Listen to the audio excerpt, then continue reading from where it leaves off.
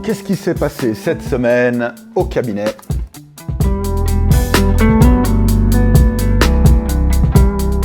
Plein de choses, comme d'habitude. Cette semaine, j'ai rencontré un monsieur qui se demandait pour quelle raison est-ce qu'il n'arrivait pas à changer, il n'arrivait pas à faire une transition, il n'arrivait pas à réaliser un projet qu'il avait envie, qui était vraiment un changement de vie. Et en fait, ce qu'il m'expliquait, c'est que plusieurs fois dans sa vie, c'est quelqu'un il est bien installé dans la quarantaine, et il m'expliquait que plusieurs fois dans sa vie, il s'était retrouvé à un moment donné où il s'était dit « maintenant ça suffit, maintenant je veux changer ». En l'occurrence, ça concernait un projet professionnel, et ça concerne toujours un projet professionnel. Et puis il me disait, malgré le niveau de ras-le-bol que j'en avais, à un moment donné, je me retrouvais à nouveau à être embarqué dans ma routine, et puis à reproduire en fait cette vie que j'ai eue jusqu'à maintenant. Et puis j'atteins à chaque fois un seuil où j'en ai ras-le-bol, et puis je me dis maintenant il faut que ça change, et je ne sais pas pourquoi, ça ne change pas, et je recommence ce cycle de façon quasiment infinie, en tout cas aujourd'hui. Alors ce qui est très intéressant avec ce monsieur, c'est que j'ai pu lui dire en fait que s'il passait une semaine entière au cabinet ici avec moi, il se rendrait compte qu'il n'était pas un cas unique, et c'est même plutôt quelque chose qui est très répandu. Combien de personnes, peut-être même toi qui regardes cette vidéo, tu te sens concerné par ça avec... Peut-être, tu t'es dit un jour, maintenant j'en ai ras-le-bol de ça, alors c'est pas forcément une transition de carrière, ça peut être n'importe quoi, où tu rencontres une insatisfaction, tu t'es dit maintenant je veux changer, maintenant j'arrête, maintenant je quitte ça, et puis finalement tu te retrouves à être toujours en train de vivre la même chose. Je vais t'expliquer comment est-ce que ça fonctionne, ces périodes d'insatisfaction, ces moments de transition, ces moments en fait où le changement s'invite à nous, et tu vas voir en fait il y a un cycle, il y a des étapes, il y a des phases qui sont successives et que nous vivons toutes et tous. Et du coup je vais te décortiquer chacune de ces étapes pour que tu puisses voir où tu en es, et en tout cas pour que tu puisses mieux te connaître, mieux comprendre comment on fonctionne au niveau psychologique face à ces périodes de transition, de changement. Donc c'est 5 étapes que je vais décrire. La première étape, c'est une étape qu'on va appeler de satiété. C'est une phase. C'est une phase où on peut être, à un moment donné dans notre vie, arrivé à un point où on se sent dans un espèce de plateau, un palier, où il n'y a plus de satisfaction, vraiment la satiété. J'aime vraiment ce mot de satiété, parce que la satiété, on peut rencontrer ça à table avec des aliments qu'on adore, mais quand on a atteint le niveau de satiété, on ne peut plus en entendre parler. Ça peut être un dessert, ça peut être n'importe quoi. Il y a un moment donné où c'est fini, on peut vous remettre une assiette sous le nez, et c'est même d'ailleurs la pire des choses qu'on puisse vous faire quand vous avez atteint ce niveau de satiété. Il y en a ras-le-bol. Et dans la vie, on peut se retrouver à un moment donné où on a atteint ce niveau de satiété. Alors, ça dépend des individus. Il y a des individus qui arrivent plus vite à satiété que d'autres. Ça peut être en lien avec notre fonctionnement, notre personnalité, nos valeurs. On peut avoir besoin de beaucoup de variété. Tout le monde a besoin de variété. C'est un besoin de l'être humain, la variété. On en parle peu, on parle de beaucoup de besoins psychologiques, et très souvent on oublie de parler de la variété, qui est bel et bien un besoin psychologique. Maintenant, tout le monde n'investit pas ce besoin, comme les autres besoins d'ailleurs, de la même façon. Vous avez des gens qui ont énormément besoin de variété, des gens qui ont moins besoin de variété, mais tout le monde a besoin de variété. Et donc en fonction de ces besoins de variété, on va arriver à un moment donné à satiété. Une autre raison pour laquelle on peut arriver à satiété, c'est le fait que la routine va nous empêcher d'exploiter notre potentiel. Et on se sent vraiment bien, on se sent heureux, on se sent vraiment épanoui quand on est en train d'exploiter son potentiel. C'est une nécessité de l'être humain, c'est un autre besoin de l'être humain, ce besoin de progresser, ce besoin de se développer. L'être humain n'est pas fait pour stagner. Et quand on a atteint la satiété, c'est que très souvent, on n'est plus en train d'exploiter son potentiel, on tourne en rond, ou alors on aurait la possibilité d'exploiter son potentiel, mais on n'est pas dans une zone d'intérêt, et donc on n'a même plus envie de faire les efforts pour exploiter son potentiel, parce qu'on se dit, mais en fait, j'ai plus rien à faire là. Donc ça, c'est cette première étape de satiété. Quand la satiété arrive, immédiatement après, arrive cette deuxième phase, qui est une phase d'insatisfaction. Alors, l'insatisfaction, c'est une émotion qui est extraordinaire parce qu'elle nous invite à l'action. Et c'est d'ailleurs la suite du chaînage que je vais vous expliquer. Quand on fait face à l'insatisfaction, il se passe généralement deux choses possibles. On est en fait à un carrefour quand on fait face à l'insatisfaction. Il y a deux branches qui découlent de l'insatisfaction. Une branche qu'on va appeler action et une branche qu'on va appeler inaction. Quand on est confronté à de l'insatisfaction et qu'on choisit l'inaction, eh bien ça va conduire à de la dépression. En tout cas, à un mal-être. Quand on choisit la branche action, eh bien là, on est en train d'utiliser convenablement l'insatisfaction. Moi, j'aime bien dire que si nos ancêtres n'avaient pas connu l'insatisfaction, eh bien aujourd'hui, on serait toujours dans des cavernes en train de frotter des cailloux pour allumer du feu. Il y a un moment donné, il y a quelqu'un qui s'est dit « c'est un petit peu chiant cette histoire de frotter des cailloux, est-ce qu'on ne pourrait pas avoir tout simplement un bouton, on appuie et puis il y a de la lumière, hein, ou on tourne un bouton et puis on arrive à cuisiner rapidement. » Ok ? Je schématise, mais vous avez compris l'idée, l'insatisfaction est un carburant de motivation, en tout cas ça doit l'être. Ça c'est juste une petite parenthèse, on reprend le chaînage, donc point numéro 1, la satiété, phase numéro 2, l'insatisfaction. Dans cette étape d'insatisfaction, il y a un moment donné où on atteint la phase 3, qui est une phase qu'on va appeler de seuil. Ce seuil, c'est un moment donné où on se dit « maintenant, ça suffit ». Ça, c'est un moment extrêmement précieux, parce que c'est un moment où on est en train d'être confronté à la liste des choses qu'on ne tolère plus. Et c'est extrêmement important de bien connaître sa liste des choses qu'on ne tolère plus. Quand on a atteint cette phase 3 de seuil, maintenant ça suffit, maintenant c'est stop, eh bien notre cerveau enclenche la phase 4, qui est une phase de recherche.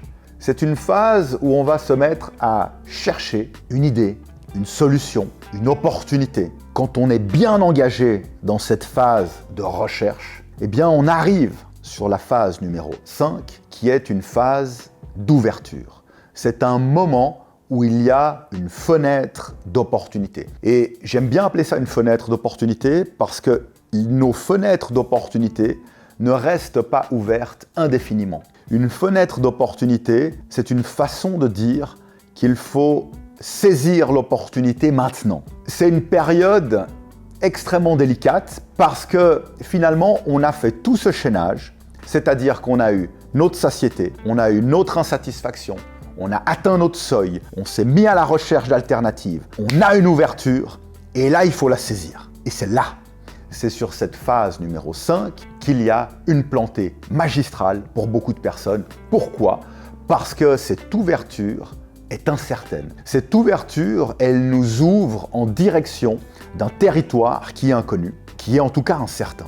Et c'est là, en fait, où la plupart des gens n'arrivent pas à s'engager sur ce terrain de l'incertitude, sur ce terrain de l'inconnu, sur ce terrain inconfortable, et risquent de se réinstaller dans leur situation première, insatisfaisante, méconnue, et donc ils vont réduire leur stress de la phase 5 en retournant en fait dans la phase 1 et en se disant « ouais, finalement la satiété c'est pas si mal que ça parce que dans la phase 5 je suis en stress. La phase 5 me confronte à mes limites, à mes peurs, à mes doutes. Au moins la phase 1, c'est moins stressant. C'est pas satisfaisant, mais c'est moins stressant. » Et le problème quand on fait ça, c'est que la fenêtre d'opportunité se referme et on va recommencer la boucle. Et on peut recommencer cette boucle, pour certains, pendant des années, voire des décennies. Quand on est arrivé à cette phase 5, où on a la fenêtre d'opportunité qui est ouverte devant nous, ce qui fait la différence, ce sont les gens qui ont cultivé une bonne énergie, qui ont su cultiver un bon courage et qui ont su cultiver une bonne confiance en eux. Il faut vraiment ces trois aspects-là. Il faut cette énergie, il faut ce courage, il faut cette confiance en soi. C'est pour ça que le développement personnel, c'est pas quelque chose à faire de temps en temps, comme on irait au spa de temps en temps pour se faire du bien, comme on prendrait rendez-vous avec un physio parce que tout d'un coup on a un peu mal quelque part. Trop de personnes vont consulter le psy quand ça va pas bien. Enfin, quand je dis trop de personnes, je devrais quasiment dire tout le monde. En tout cas, la très grande majorité des gens. C'est pas vrai, pas tout le monde, parce que justement, j'ai un public de personnes qui viennent me consulter et leur vie va bien. Mais ils viennent faire ce que j'appelle de la psychologie préventive, comme la santé physique. On n'attend pas d'être malade pour se dire « ok, maintenant je fais attention à ce que je mange ». On fait attention à ce qu'on mange précisément pour pas tomber malade. Ça, c'est ce qu'on fait pour notre santé physique. On ne le fait pas beaucoup pour notre santé psychologique. Mais j'ai effectivement tout un public de personnes qui va bien, qui fonctionne très bien, qui est heureux, qui est épanoui, qui a ses ambitions, qui se donne les moyens d'utiliser son plein potentiel et qui continue à venir en séance avec moi comme on irait faire du sport alors qu'on va très bien. Mais on fait du sport précisément pour continuer à aller bien. Et donc ce développement personnel, c'est quelque chose qui est super important et qu'on doit intégrer à notre vie comme une hygiène de vie pour que lorsque dans notre vie on fera face à ces phases que j'ai décrites, de satiété, d'insatisfaction, de seuil, de recherche, d'ouverture, et que l'opportunité se présente à nous, eh bien qu'on ait cette capacité à saisir l'opportunité quand l'énergie favorable est présente. Parce qu'il y a un moment donné où l'énergie, elle peut redescendre, et elle va redescendre. Tout dans la vie, c'est cyclique, il y a des seuils, il y a des hauts et des bas. Et il faut savoir saisir cette opportunité au moment où elle se présente. Il y a un proverbe chinois qui dit « Le meilleur moment pour planter un arbre, c'était il y a 20 ans. Le deuxième meilleur moment, c'est aujourd'hui. » Et ce proverbe, il montre vraiment que dans ta vie, si tu as envie de planter un arbre, c'est-à-dire de faire quelque chose de grand, de significatif, c'est vrai, l'idéal, c'était de le faire il y a bien avant. Ok, tu ne l'as pas fait, le deuxième meilleur moment, c'est aujourd'hui. Il faut avoir cette conscience que ces fenêtres d'opportunité s'ouvrent et se referment, mais quand elles s'ouvrent, on doit s'engager. Et s'engager, ça veut dire, par exemple, prendre une décision qui ne nous permet pas de revenir en arrière. Ça peut être une technique, vraiment. C'est une technique de coaching d'ailleurs, qui est enseignée, de dire, pour saisir les opportunités, il faut s'engager de façon à ne plus revenir en arrière. Je vais terminer en vous donnant un exemple. J'ai fait face à ce chaînage un jour, et lorsque je suis arrivé à la phase numéro 5, à cette fenêtre d'opportunité qui s'est ouverte à moi, eh bien, je me suis engagé pour ne pas revenir en arrière parce que ce que je décidais était extrêmement risqué. La situation était la suivante. Lorsque j'ai ouvert mon cabinet ici, il y a quelques années, je n'avais pas suffisamment de clientèle, je n'étais pas assez connu et j'avais un emploi salarié en parallèle. Je travaillais pour la Confédération où je faisais des évaluations de cadres à l'armée suisse en tant que psychologue. Et un soir, j'étais dans mon lit, juste avant de m'endormir, et je lisais les mails de la journée.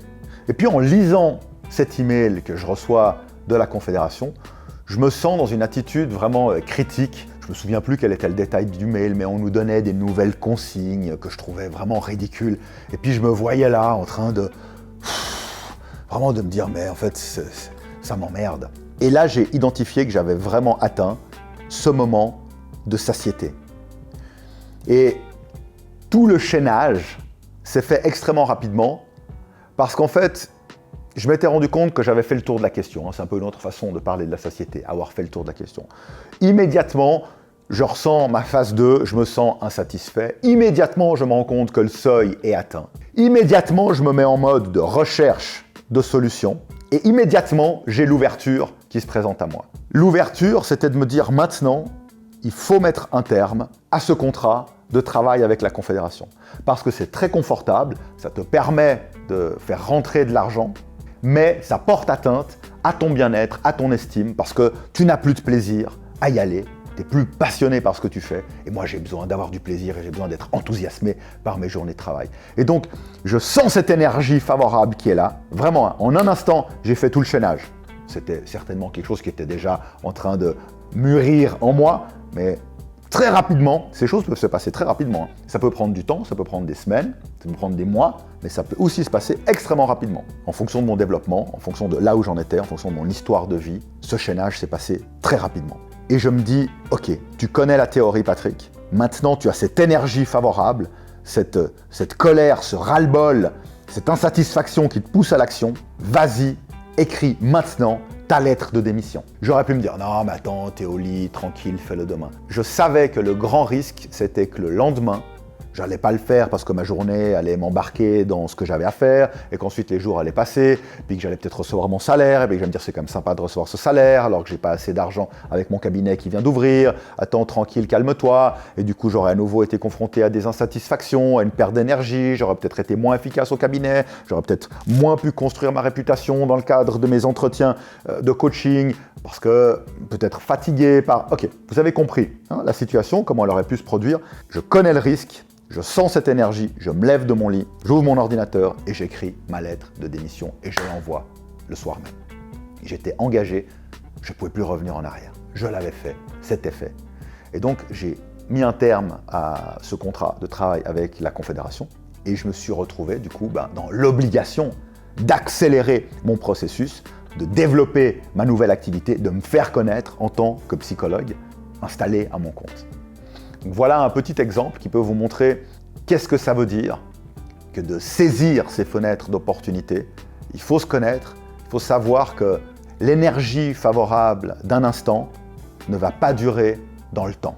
Les histoires sont nombreuses. Il n'y a pas seulement ce monsieur dont j'ai parlé en introduction de cette vidéo. Les histoires sont nombreuses, que ce soit dans le cabinet ou dans les gens que je connais, dans ma vie privée. Les exemples sont nombreux de personnes qui viennent me dire « maintenant ça suffit ». Ils en sont à cette phase 3, à ce seuil de dire « ouais mais là j'en ai ras-le-bol de mon job, j'en ai ras-le-bol de mon mariage, j'en ai ras-le-bol de mon apparence physique ». Puis 6 mois après, « alors t'en es où avec ton ras-le-bol ?»« Ouais bon… »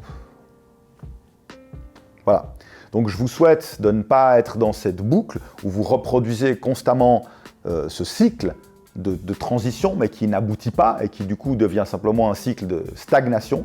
Je vous souhaite vraiment, je te souhaite vraiment d'avoir cette capacité à bien comprendre où tu en es et à te dire que finalement il faut oser se lancer, parce que c'est vrai que quand on arrive à cette phase 5 d'ouverture, eh bien ce qui va faire en sorte que les gens ne vont pas franchir le pas, c'est la peur, c'est le doute. Et du coup, on retourne sur notre territoire connu, insatisfaisant, mais connu.